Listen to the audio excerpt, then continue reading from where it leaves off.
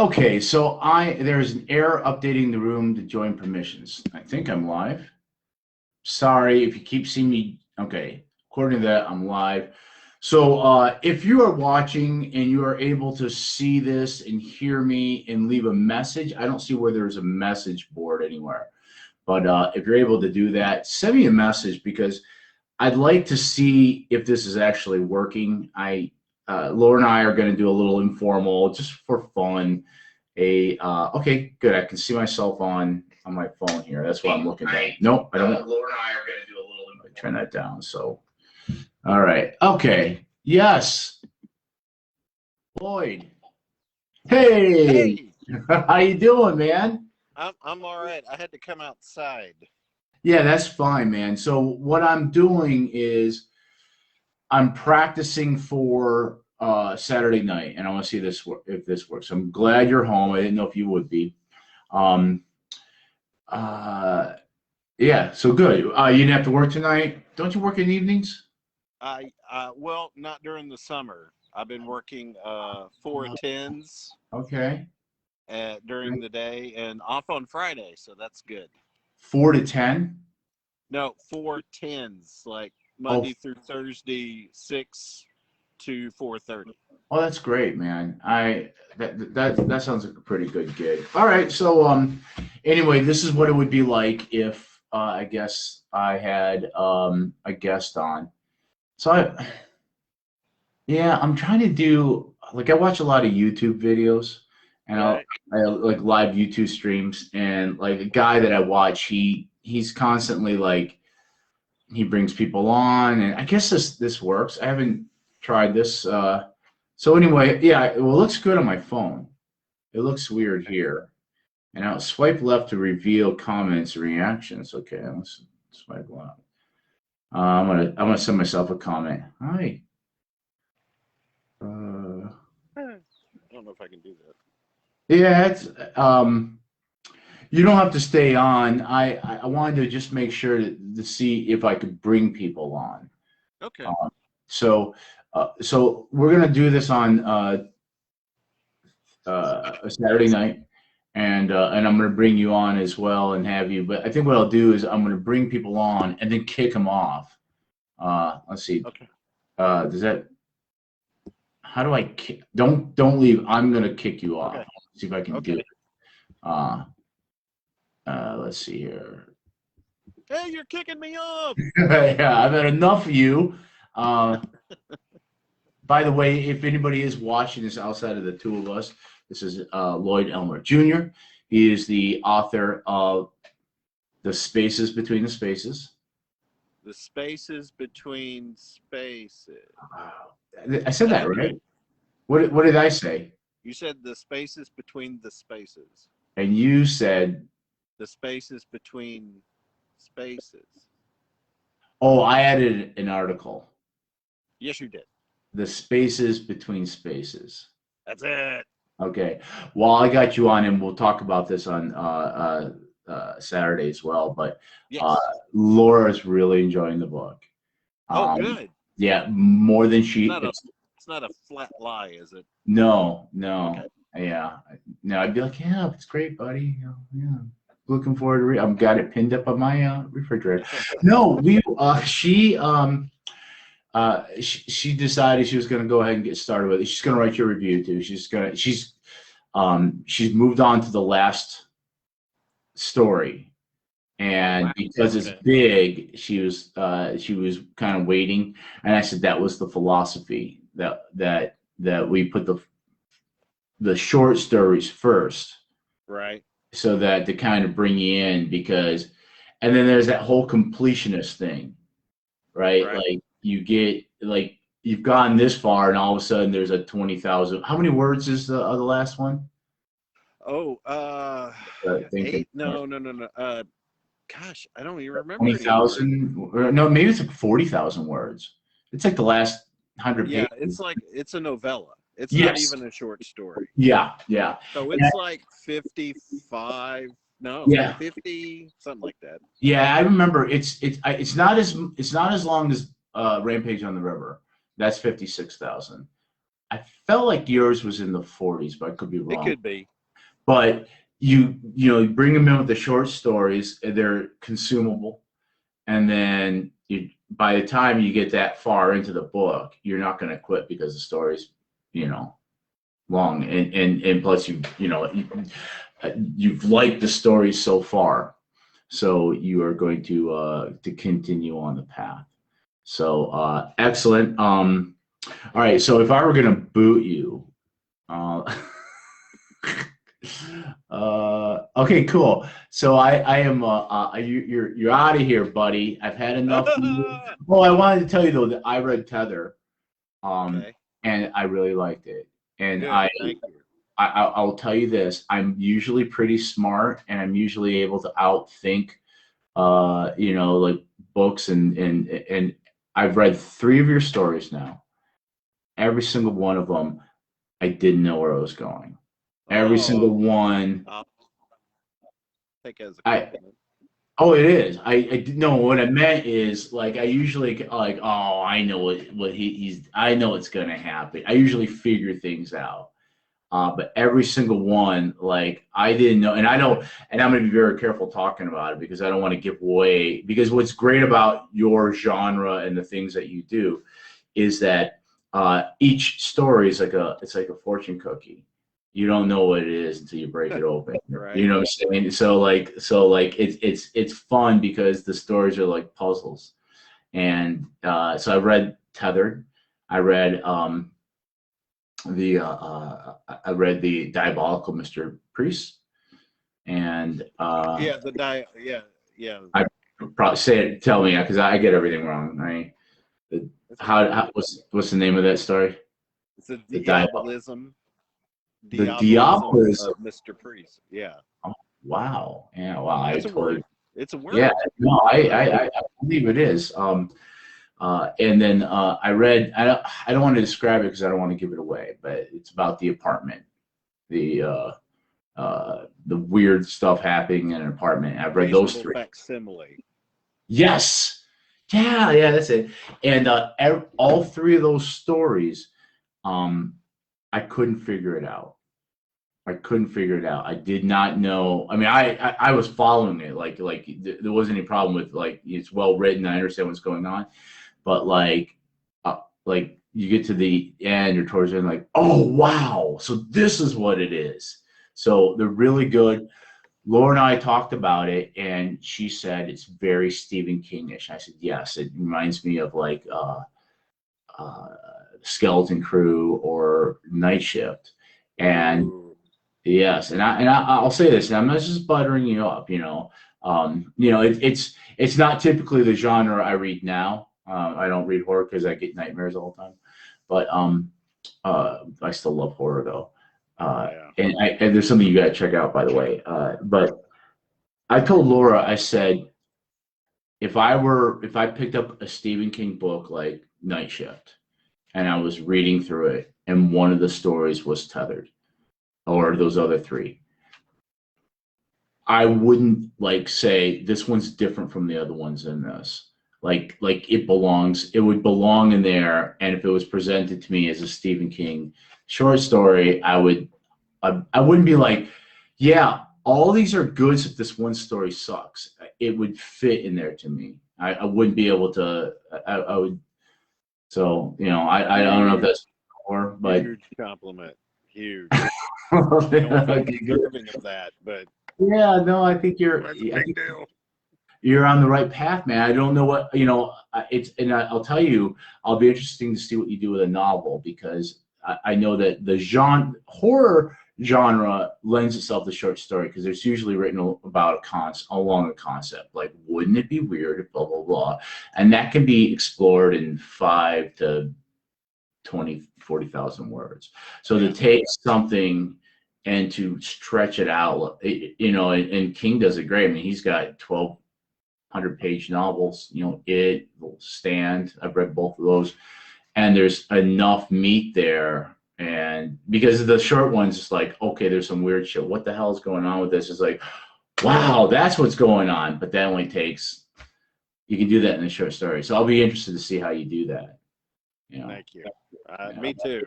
Yeah, my understanding, you got most of that written, right? Oh, the novel that's coming out in November, it's been written for 2 years. Yeah. The Yeah. first time that I met you, you were playing fiddle, Yep. and I told you I'd written a story. It was still a year. I had it written for a year. Yeah. Uh, I just have to go out. I need to go back and polish it, fill in a couple of plot holes I've figured out, and Yeah. yeah, it'll be ready. Yeah. How many words do you know? Oh, right now it's sitting at 92. 92? Okay, that's good. That is a good number. This book here is 120,000 words. I It's too, believe it. it's too long. It's too long. Unfortunately, I might be writing that way because I started Mexico, My Love.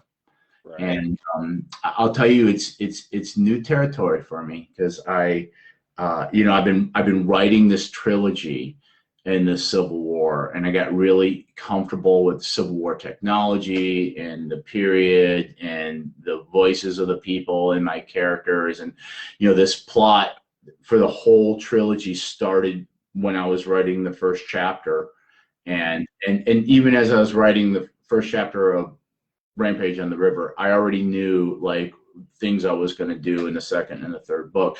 So it got a little easier as I went because I had been working in that world. Well, now I am writing, the book is in Marseille in 1844, and having to learn like for example, I wrote a ball scene, and Lord knows the word. It's the hoop, the frames that the women wear under their dresses, Yeah. um, crimbles, or Oh, I I don't don't know know. what the name of it is. There's a fancy word for it. But I had to find out that those weren't invented until the 1850s. So if you're going to a ball in 1844 in France, you wouldn't wear one of those. You would wear like 6 petticoats instead. And all those little things that I was comfortable with, I have to like re-examine and find out. I have to find out, because it starts in Detroit, after, which takes place after the end of Blood for Blood at Nashville, and then it flashes back to like 1838, and then jumps to 1844. And so I had to learn all these things, like, for example, part of it's in Barcelona.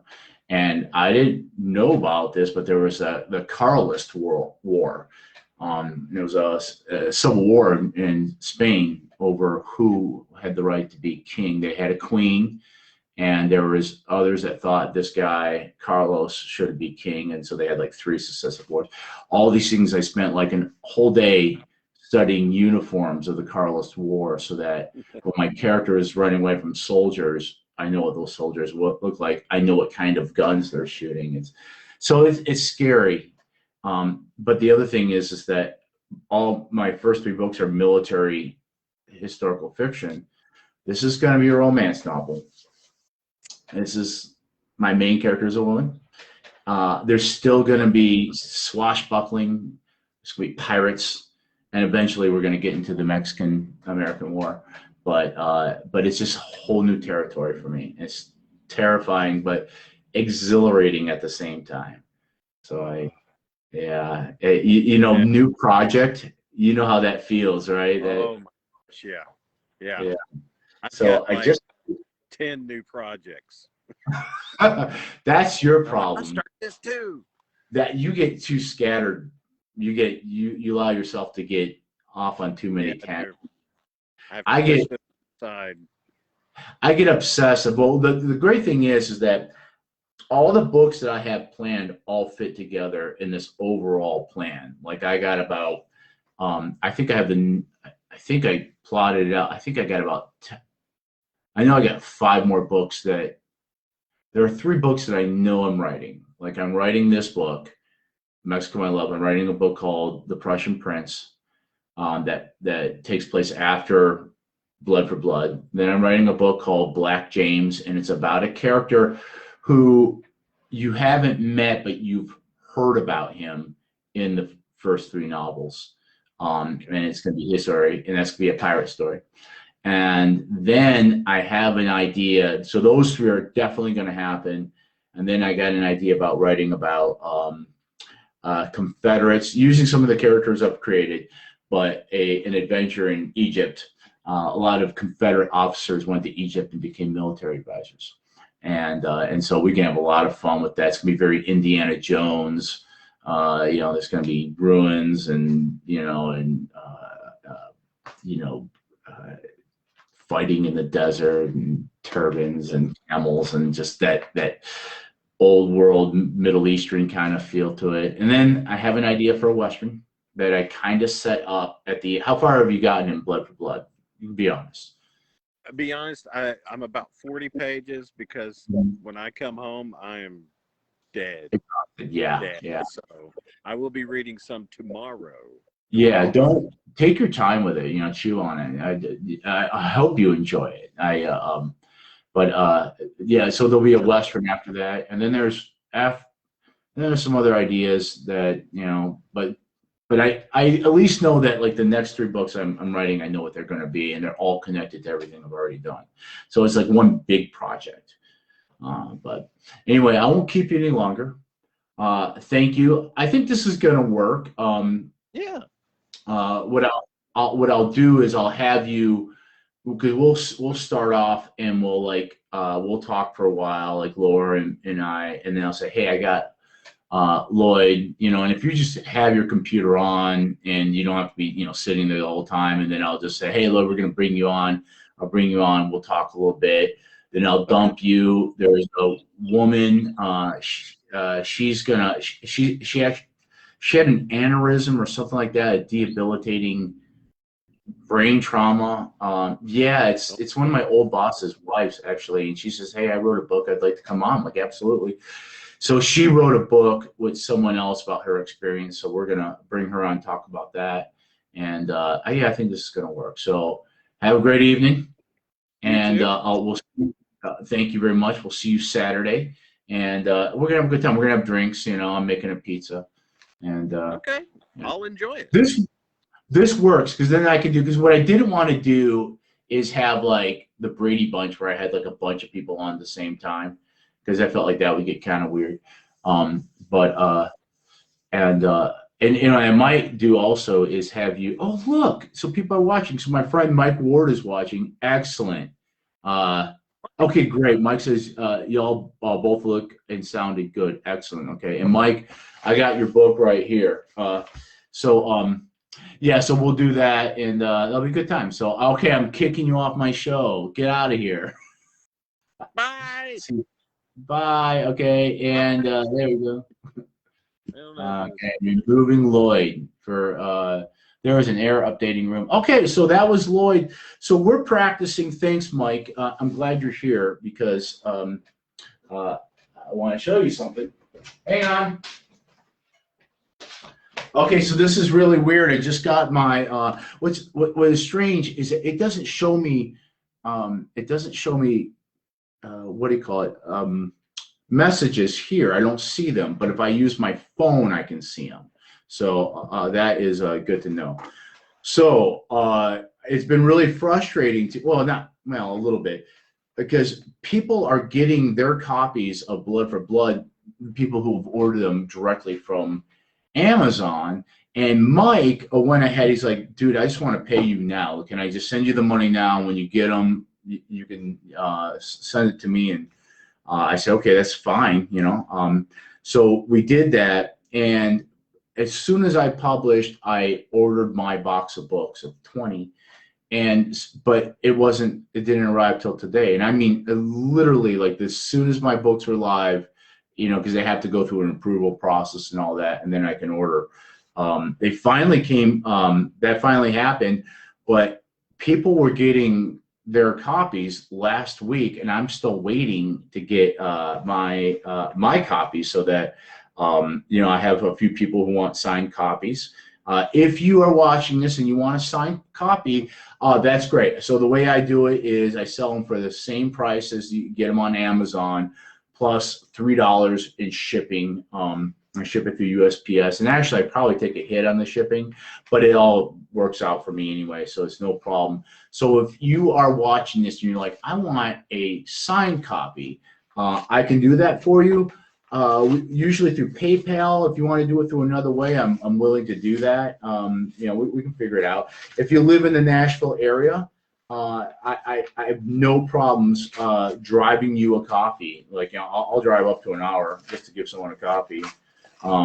So if you are interested in this book or the other two, and here's the deal. So a lot of times when I go to book signings, or I just out, like last night I was playing a gig and they allowed me to put my books out. Nobody bought any, but because it wasn't for that. Saturday I sold 23 books, which was awesome. But my deal is, I sell things at the same price as Amazon because it's bad business. I want to stay in Amazon's good graces, so I don't undercut my main distributor. So if it's $12 on Amazon, it's $12 for me. However, Rampage on the River, we reformatted it to bring down the production cost, and so now my first book is only $10 instead of $12. My second book, Perils of Perryville, is $12. That's how much it is on Amazon. But what I've been doing is I've been saying to people, I'll give you both for $20, and it's amazing. And I'm afraid that's going to go away once I start bringing out the new book, because almost everybody buys both books. Like, of 23 books I sold on Saturday, I think only 4 of them were singles. I think 4 people bought just Rampage on the River, and everybody else bought both books. Is that right? 4? I can't do math. So this book, because it's twice as long as the other books, it's the cheapest we were able to go to make up for the production costs, and for me to qualify for what's called expanded distribution. That means, let's say you hate Amazon. You're like, I want to buy your book, but I don't want to buy it from Amazon, and we can't work out where I can sell you a book directly. You can still buy it from Barnes & Noble or your favorite bookstore. All you have to do is you go in, you have them look it up. If you want me to, I can send you the AISN number. There's a number, it's like the book serial number, so anywhere in the world they can look it up, and they can order it too, and you can buy it through your own bookstore if that's what you want to do. And I make a little bit less money on that, but it's not important to me. What's important to me is building a readership. So like right now I'm very grassroots. I sell books by the hundreds. I want to sell books by the hundreds of thousands someday. And we're working to that. So this is a big moment. It took me 9 months from starting my first book to publishing. It took me 10 months for the second one. It took me, I think, almost 15 months to write. I think it took me 13 months just to write it. And it's a big book. It's 120 pages. I'm sorry, 120,000 words. It's 484 pages. I didn't mean for it to be that long, but that's how much I needed to tell the story. I had to land the plane. I felt like I started a really good thing with Rampage on the River.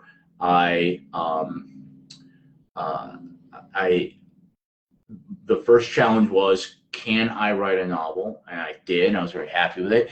Then I was, okay, am I a one-trick pony, or can I write a follow-up? Because usually sequels suck. I wrote Perils of Perryville. That was 69,000 words. That one, I think, is, I'm very proud of all my books. I stand by them. I think Perryville was, I did better. It might just be because it's the sequel and there's just more in it, and you're learning more about the characters, and we're fleshing them out more. And so the third challenge was, can I land the plane? My goal was to write a trilogy that takes place in the Civil War. So writing the third book, I had to pay it off. I had to bring all the things that I started with the first two books and bring it off with a big, satisfying finale. And what I did was I thought of this book as like three novellas. So there's three acts. The first act is the massacre.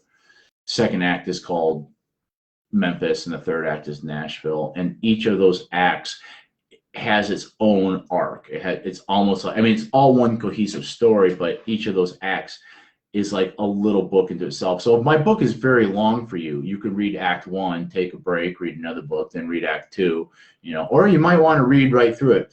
I also want to say, I know I'm stalling, aren't I? Stalling? It's from SpongeBob. I have had an amazing thing happen. So, and I'm not quite sure what it is. I've been spending a little money on advertising. Lloyd, I will, when you're ready to do it, to buy ads on Amazon, I will, if you haven't already, I will help you with that, steer you in the right direction. I got some online courses that are free that I took that really helped me explore that, figure it out. I spent very little money. I experimented with Rampage before this came out with some success. Spent more money than I made though. But I've been advertising Blood for Blood, and as soon as it came out, and an amazing thing happened, and I don't know if it's from my advertising or what, but I'm involved in, on the consumer side, it's called Kindle Unlimited. And imagine like Netflix, you pay a monthly fee and then you can watch anything on Netflix for free because you pay for a monthly service. So anything you want to watch, you can watch it unlimited. So Kindle Unlimited works the same way. So if you have a Kindle, which is an electronic book reader, I love them, by the way. I know a lot of people are like, nope, got to have paper. I get it. That's why I publish in both. But my Kindle reads, my first book came out in 2018, and my Kindle reads have been, like nothing. Oh, somebody's reading my book. Okay, nothing. I have had since June 17th for the last 14 days nonstop, hundreds and hundreds of page reads. Oh, and then it's how it works. For every page somebody reads in my book, I get paid a little less than a half penny. So, before I could tell when someone's reading my book because all of a sudden it'll show on the graphs, oh, somebody read 30 pages of Rampage on the River yesterday. Oh, somebody read 10 pages of it today. And you can see somebody making their progress through. I have been having reads by the hundreds every day. There's only a few days in these last 2 weeks where it was just under 100, but yesterday I had 1,358 pages read. Last time I checked, I was over 700 today. So I have multiple people reading, and it's beautiful because I'm seeing people read Rampage, and then I'm seeing page reads for Perils Perryville and for Blood for Blood. And what I'm really excited about is that I want British readers. There are more readers in America just by sheer numbers, because the United States is like 50 Englands. We're a big country, so we're going to have more of everything. That's why this is the biggest market in the world. I don't know if China or the European Union have passed this as being a market, but the U.S. is a huge market to sell your books in. The British tend to read more per capita. So out of 10 Americans and out of 10 British, there are probably more British book readers in that 10. And the other thing I've learned that I think is really interesting is that the British are more likely to read on e-readers, more likely to read on Kindle. So I get a lot of Kindle reads in the UK, which I'm really excited about. So anyway, here it is. This is so ridiculous.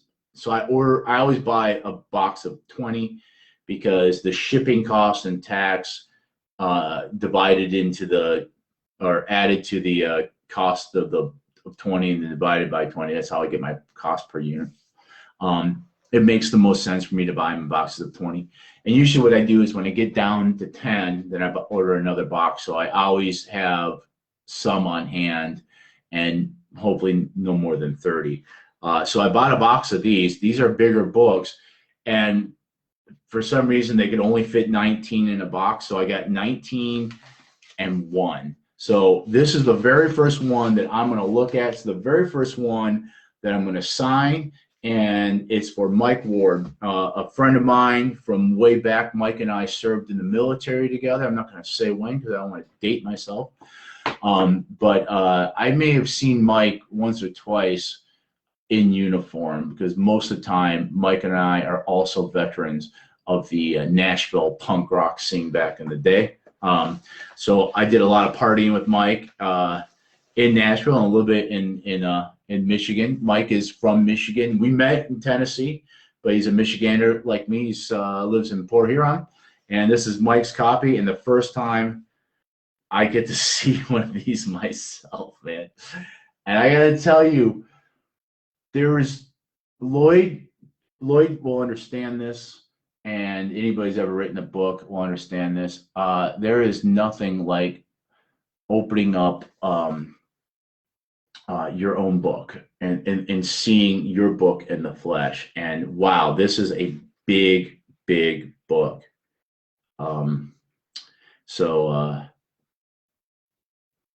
Yeah, man, like I could cry right now. It's beautiful, man. It's beautiful. I got to work on this side. I don't like the binding, that's just the way they do it. But I really like the cover. I'm going to tell this story again. I'll show you examples. But the guy who did the cover lives in Pakistan. Yeah, Pakistan. And the first cover he did, I told him, look, this is what I want. I want to make sure that Nathan Bedford Forrest's face is on it. I want but I was hoping I was going to get an illustrator, but I want Nathan Bedford Forrest on there. I want 2 black soldiers. It can be, you can use the picture that I gave you or whatever. And then, so we had some multiple ideas. And what he gave back to me, I didn't know if I was going to laugh or cry. I mean, it was like horrendous. Like this guy has no idea I mean, the book was ridiculous. It looked like 2 modern soldiers built a time machine, got Nathan Bedford Forrest, and are now standing in line at Dairy Queen with them. That's what it looks like. So I was going to give up on him, and I thought, it says in the contract that I have like 35, up to 35 revisions I can ask for. So I was like, all right, and this guy deserves me at least trying. So I said to him, okay, thanks for your effort. Let me tell you what you did wrong. And I didn't hear back from him for a while, and I was really worried. And so I was about to ditch on him and start the, not litigation, but mitigation through Fiverr. And he goes, hey, baby, he's translating from Afghani or Arabic or whatever. And he's like, no, trust me, stick with me. I go, okay. And then he came back with this, and I'm like, that's it. That is the cover. And so I'm very happy with it. I think that it's really going to jump out, especially in these times. If you don't know already, Nathan Bedford Forrest is an extremely controversial person. He is he was a slave trader before the war. He is accused but was never tried for war crimes. And I mean, there was a congressional investigation on something, and that's in this book, by the way. And after the war, he was the first wizard of the KKK. The rest of the story, there's more to his story than that, but he is a prominent figure in this book, very important to the plot. And also, there's a lot of the black troops, because in 1863 was January 1st was the Emancipation Proclamation, and with that, they also gave blacks the ability to join and fight. Of course, it was segregated and it was still racist. They got paid less. In the beginning, a lot of the white commanders did the immediate white commanders that worked with these men were like, no, these guys these guys are soldiers and these guys will fight, but the higher ups didn't think they'd be able to fight. Well, it turns out they could fight pretty well, and so there's a lot of that in this. I feature the 13th U.S. colored. That's the term they use. I'm using their terms at that time. So at that time, that was not considered to be that was considered to be neutral or not offensive. The U.S. colored heavy artillery, or the U.S. C. I can't do it in my head. With the 13th U.S. Colored heavy artillery, who fight at Fort Pillow.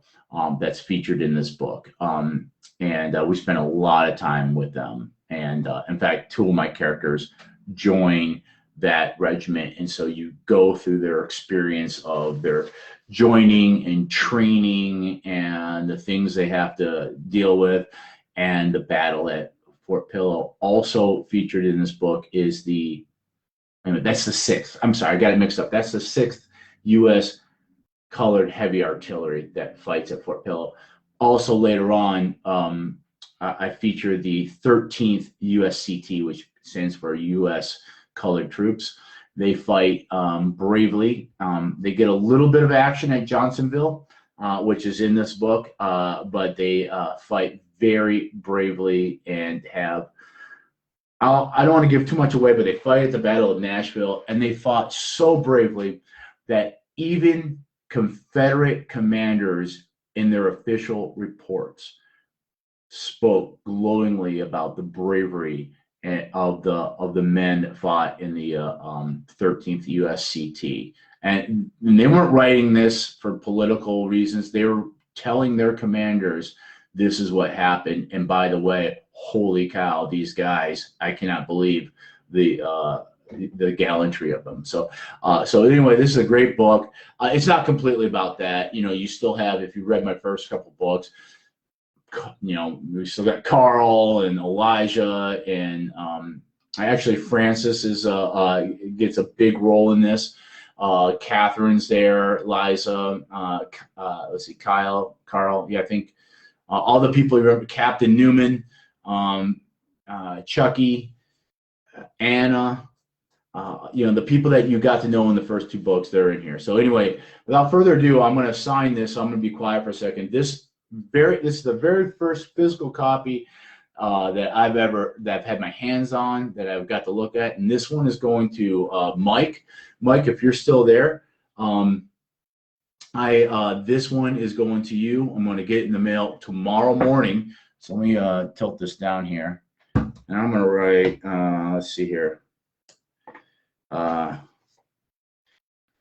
going to write first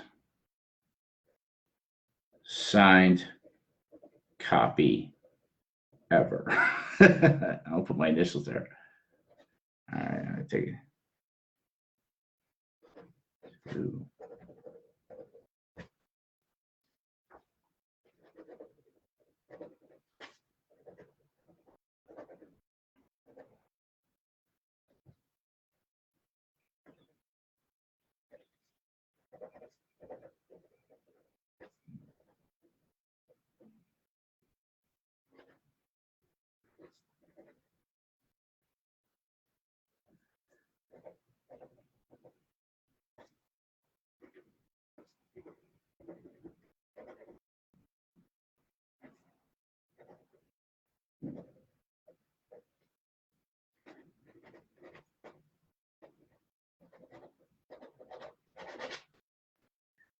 Six.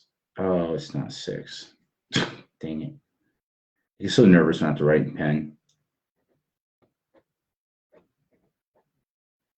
All right. That is the hey, John. I see John Edwards is watching. John has had me out at their farmers market, Cedar Hill, and I've sold quite a few books there. There's a gentleman out there who he bought we were out there 1 week, and he bought Rampage on the River. We came back 2 weeks later, and he immediately just walked right over, handed me money to got the second one. So if he needs a book, John, I will let him know. And I can't remember the guy's name, but you know, I'll bring him out a book, and we'll figure that out. But anyway, Mike, this is for you. This is going in the mail tomorrow morning. I'm so excited. It's my first ever. Here's the rest of them. Like I said, anybody else who's interested in a signed copy from me, we can do it. I can ship them USPS. Same price, $17 plus $3 for shipping. And you know, send me a private message. I will send you the link to my PayPal. Or if you want to do it another way, you know, I'm willing. I'm going to learn how to do things as I need to. Like, so if I need to do Venmo, I'll figure it out. We'll do Venmo. If I need to do Apple Pay or whatever. One of the things that's coming soon is I need to get a card reader, and in fact, I probably should work on that like tomorrow, because we got a couple of more events coming where I'm going to be hopefully selling books, and you know, not everybody has cash. So yeah, look at these. God, they're beautiful. Look how thick they are, man. Let me just hang on a second. Hold up. First I gotta turn the air conditioner up because it's hot. I'm using studio lights. Well, let me just give you an example of what we're dealing with here.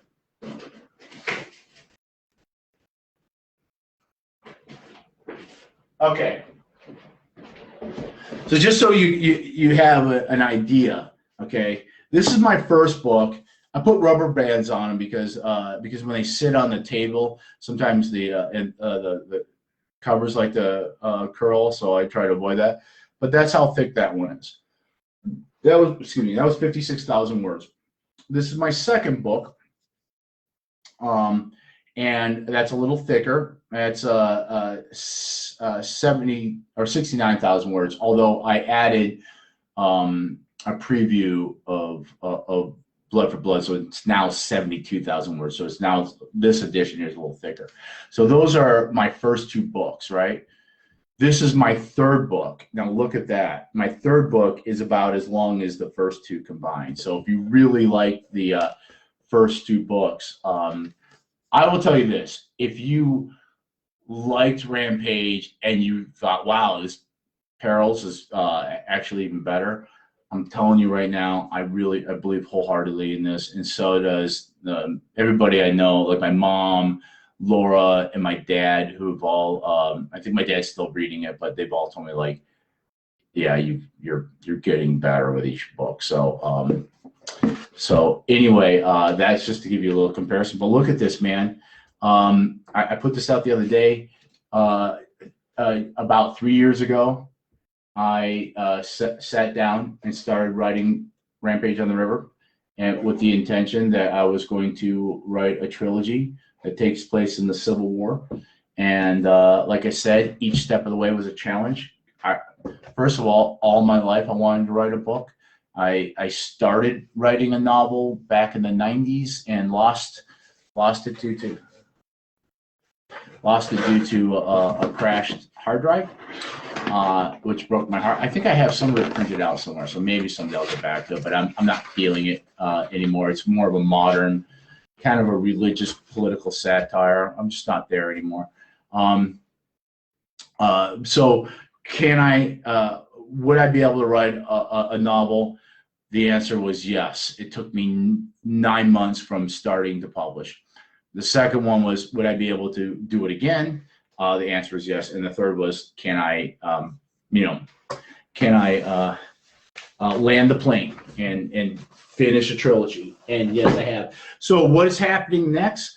Well, immediately I advertise this, and a lot of people are like, oh, that sounds really cool. I'd like to see that. I am doing a talk with the Nashville Civil War Roundtable July 20th. It's the same one I gave in Clarksville. It's a program I call a brief history of the Civil War through fiddle tunes. And then the following week on the 27th, I'm giving that talk to, I might change it up a little bit. Depends on if I see a lot of the same guys. But I'm doing that for the Sons of Union Veterans at Fort Negley again. By the way, I would do the Sons of Confederate Veterans too if they wanted to invite me. My friend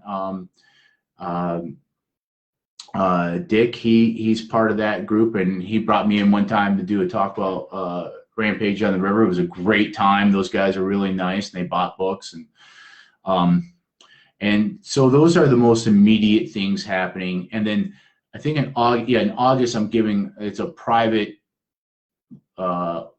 group. I'm doing a lecture for them as well. But the bigger picture or on down is I've already, and I truly believe this, like writing is it's like working out, right? You go to the gym, you're dieting. Oh, thanks, John. If you go to the gym, you're working out, you're seeing gains, you know, you're looking great, and then you slack off and you stop going, and then all of a sudden you start getting flabbier, you start putting on weight, you know, and then you got to start all over again. Well, writing's that same way. It's like a muscle. And so, you know, I didn't waste a whole lot of time. Like, I got done writing Rampage on the River, and I'm like, I think within a month I was writing Perils. And by the way, one of the final scenes of Blood for Blood, I wrote that while I was still writing Perils, so I knew where I was going. So like, it's hard to, I wish I could keep track of how the whole narrative evolves over time, because, you know, originally it was just going to be a very simple single narrative plot where a guy joins the army and goes, he joins the 2nd Michigan and fights at the Battle of Island Number 10. John, you're absolutely right. That's where I'm going. Okay, so I'll tell. Okay, so here's the deal, right? So my mom, she's one of my editors. My mom and my girlfriend do the editing for me. And my mom says, you know, you're great at writing battle scenes, but you need to be more romance. You need more romance. And so, so these first 3 books are military history. The book I'm writing right now is a romance novel. It's still going to have sword fights and pirates, and there's even going to be battles. It's called Mexico, My Love. And if you're familiar with the first 2 books, I don't want to give too much away, but it is about the parents of one of my characters, how they meet, and their story. And it's very exciting. I was telling Lloyd earlier today that it's a little scary, because when I was writing, you know, these 3 novels I've written are really just one big novel that I started with Rampage on the River, that I just broke up into 3 books and published, you know, the 3 books. But it's been one big story, and the more I'm writing it, the more I know and understand about the Civil War and the technology and the style of combat and the way people spoke and all those things, so that, you know, when you're first writing Rampage, you're constantly looking up every little detail to get it right. Well, now I'm writing about 20 years before that. And in fact, and Mexico, My Love starts at the end of the war, or after Blood for Blood ends, but then there's a little prelude there, and then it goes back to 1838 in Marseille, France, and then we jump into 1844, Barcelona, Spain, and then we go back to France. And so it's just a whole new world. Like, I have to know so much about the politics that are going on in France and Spain, and the way of life. And, you know, for example, one of my main characters, is making an escape, and he's being chased by Spanish soldiers in Barcelona. Well, what did they look like? What kind of weapons did they have? So I had to do a lot of research. This is right after, I think, the Second Carlist War, which was a civil war between there was a queen who some people thought wasn't the legitimate heir. They thought Carlos was, and so they were the Carlists. And so Spain was in a kind of an intermission. I think there were 3 Carlist wars. So I spent a day researching the Carlist wars and what the soldiers were wearing and the kind of muskets they had, what kind of weapons they would have, and just like the geography of Barcelona and what it would look like and how my characters would interact with that. So it just sounds like a good reason to fly over for research. I would love to do that, John. I told Lois himself, because one of the great things about writing the Civil War, and I wrote Western theater, is most of my battles were within a day drive. So most of the battles that I described, I've walked those grounds. And even Nashville, we are living on a battlefield right now in Nashville. You wouldn't know it because it's covered with parking lots and strip malls and condos. But I feel now that I could take someone, and I thought I would do this too. Like, let's say some rich German that has read all my books flies to Nashville. They hire me for like $150 for the day, and I will take them and show them, like, okay, here's where the rebel line is. This is Milliken's Bend, where the rebels were able to hold off federal gunships for weeks. This is the Lunette, where the Confederates sprung a surprise attack on the federal flanking movement there. And be able to take you to these places that are surrounded by city life and tell you the story of the Battle of Nashville, because the Battle of Nashville is actually really interesting battle that a lot of people don't talk about, and it's because Franklin happened 2 weeks beforehand, and Franklin, there's a lot of preservation there. There's still a lot of things you can go and see, and Franklin was just an absolute bloodbath. I think per hour, it's the bloodiest battle in the war. I mean, the bloodiest battle is Gettysburg, 50,000 combined casualties. But that happened over 3 days. The intensity of battle in Franklin is just absolutely severe. The rebels marched into a well-fortified Union position right at dusk, so that as night falls, and what happened was the Federals had a small salient. A salient is like, here's your main line. A salient is a smaller line out in front of that, which can be easily flanked. So that those guys, there was a mistake to have them out there. So when the rebels are coming with 40,000 men and this little salient of like 6,000 Federals, all of a sudden are left out hanging. So they're running back to the main Federal line. And as soon as they break and run to the main Federal line, which, they have an abatis and fortifications and earthworks, the rebels like, follow them in. So the rebels are running behind the Confederates are running behind the Federals. So when the Federals crash into their own works, they're slammed into from behind by Confederates. Now you have the Confederates right on the earthworks of the Federals, and it is a desperate fight for several hours in the dark. There's no room for reloading your musket. It is rifle butts and bayonets and pistols and sabers. It is a medieval battle where the Confederates are desperately trying to break through that Federal line, and the Federals are desperately trying to hold them back, because if they break through, the Federals are toast. And who won the battle?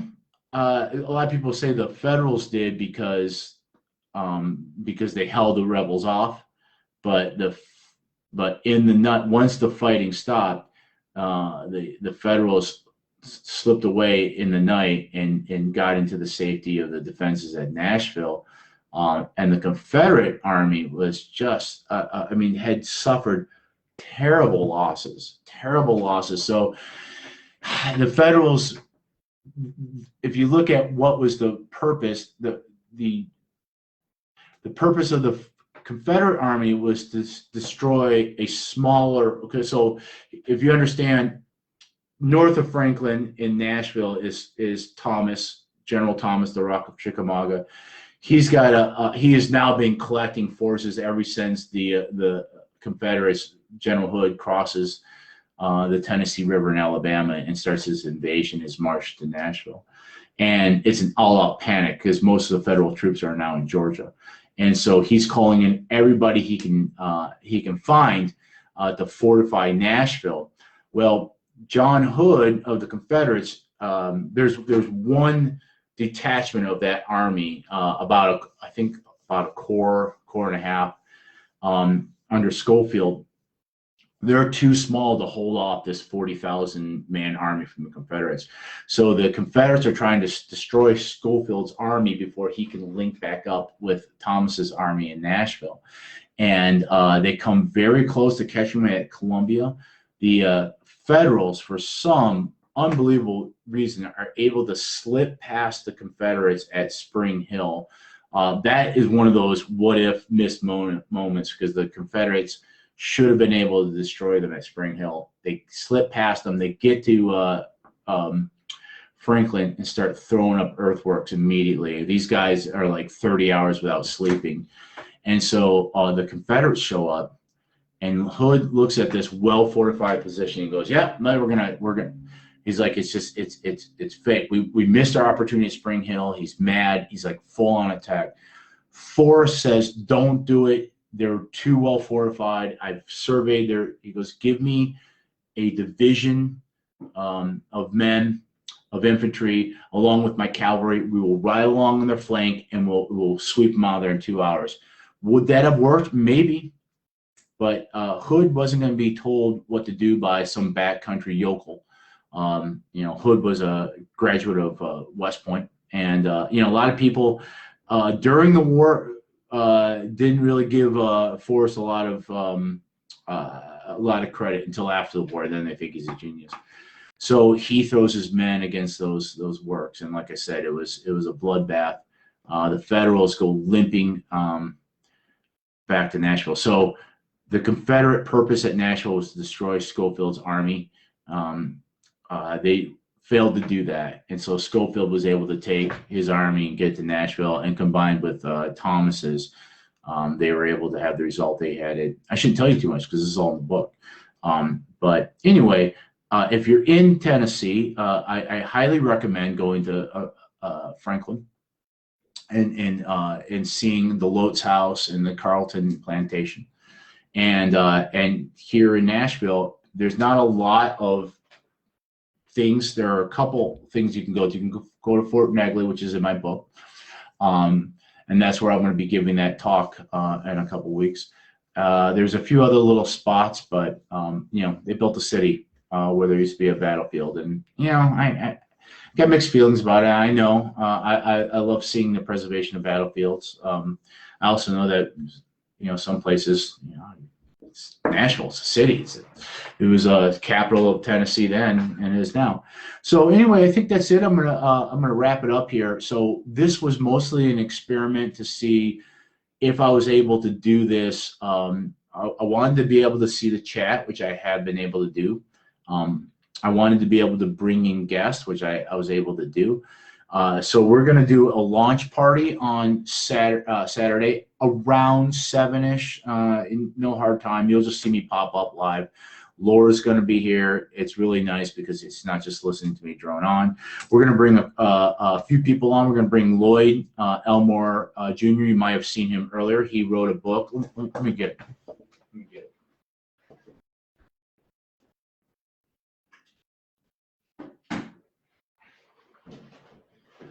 This is Lloyd's book. It's called The Spaces Between the Space. Oh, see, I keep putting a the. The Spaces Between Spaces is what it's called. And it's Lloyd Elmore Jr. It's 8 short stories. Well, the last story is a novella. It's actually, to be honest with you, it's really good. I didn't know what to expect. I read 2 of his stories before, one of which is in here, and I remember those being very good. And then Laura, because he gave me and Laura a copy, and when we went to South Pittsburgh, Laura was reading this, and she was like, "This story is so good," and she was like, she's really enjoying it. So if you like, I'll tell you, if you like Stephen King, you like that kind of stuff, this is your boy. He's going to be on. We're going to talk about that. If you like Bernard Cornwell, then this is your thing. We're going to have another friend of mine. She wrote a book about her. She had an aneurysm or something went wrong with her head, and it was devastating. And she wrote a true book about her experience. She's going to come on. I put out the call. I didn't go crazy, but because I don't know. I got some author friends that are like famous best-selling authors, like live in the UK. So I didn't want to be like too pushy of asking a little guy like me. But I put the call out there. If you're an author, whether you're famous or you're just getting started, you got a book out, you want to come on, we'll bring you on. We'll talk about your book to whatever audience I have. But yeah, so we'll do that. We'll talk about those books. We'll talk about mine. Laura will be on there. I'm going to try to bring my mom on. She did some of the editing, and actually whoever else. We'll just have a good time. I'm going to make a pizza. We're going to have a few drinks, and we'll probably spend about an hour or 2. So anyway, I love you guys. Take care. Thanks for tuning in. And Russ says, bring Laura. She is easier on the eye, old friend. I love Stephen King. You are absolutely right. Laura legitimizes me. I'll tell you. And we went to South Pittsburgh, and I believe that I had a record day. I sold 23 books. It's one thing when there's kind of like this creepy old guy, by himself playing his fiddle. But when there's this beautiful American beauty, redhead, freckled woman next to me, it's just charming to people to see, like, look at these two together, like, look at her, stand by him and help him. And I would like get up and go to I'd get up and take a break. I'd get up and go walk around the festival for like 10 minutes to get away, and I'd come back, and there'd be people standing around the table, and Lord would be like, come over here, they need you to sign, they spot your book. So she is an invaluable partner. I'm a very lucky man. So yes, Russ, on Amazon, The Spaces Between Spaces. I know him personally.